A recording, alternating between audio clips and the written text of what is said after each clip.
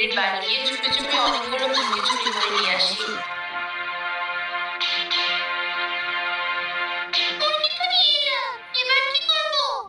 তুই এখানেই থাক, আমি গিয়ে ওই বাড়ির ছাদ থেকে বাকি জিনিস নিয়ে আসছি।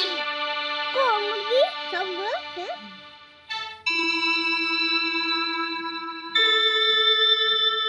এই রে, সব আনা হয়ে গেছে, দাঁড়া আগুনটা জ্বালাই।